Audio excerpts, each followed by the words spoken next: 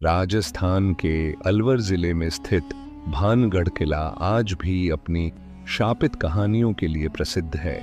इसकी दीवारें एक दर्दनाक इतिहास को अपने अंदर छुपाए हुए हैं। यह कहानी है भानगढ़ की खूबसूरत राजकुमारी रत्नावती और एक दुष्ट तांत्रिक की, जिनकी क्रूरता और अभिशाप ने इस किले को हमेशा के लिए शापित कर दिया। भानगढ़ का राजा माधो सिंह अपनी शक्ति और ऐश्वर्य के लिए प्रसिद्ध था।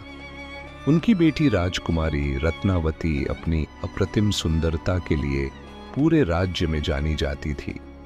लोग कहते थे कि उसकी सुंदरता इतनी अद्भुत थी कि चांद भी उसकी चमक के सामने फीका पड़ जाता था। रत्नावती की ख्याति दूर दूर तक फैली थी और उसके सौंदर्य पर मोहित होकर कई राजकुमार उससे विवाह करना चाहते थे। लेकिन भानगढ़ के पास के जंगलों में रहने वाला एक दुष्ट तांत्रिक सिंधु सेवड़ा भी राजकुमारी पर मोहित हो गया। सिंधु एक शक्तिशाली तांत्रिक था जिसने काले जादू में महारत हासिल कर रखी थी।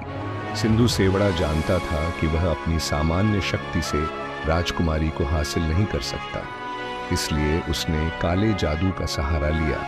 उसने राजकुमारी के लिए एक जादुई इत्र तैयार किया, जिसमें उसने एक ऐसा मंत्र डाला जिससे रत्नावती उसकी वश में आ जाए।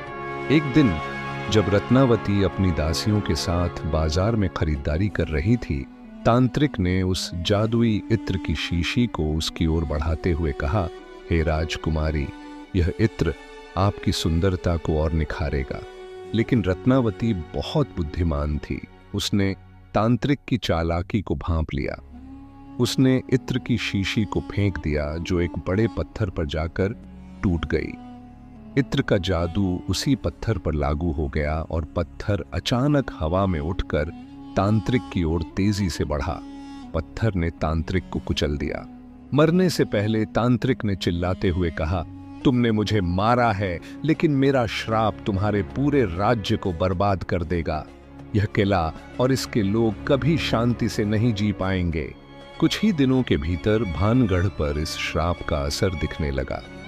किले के अंदर अजीब अजीब घटनाएं होने लगीं। लोगों ने रात में डरावनी आवाजें सुननी शुरू कर दीं।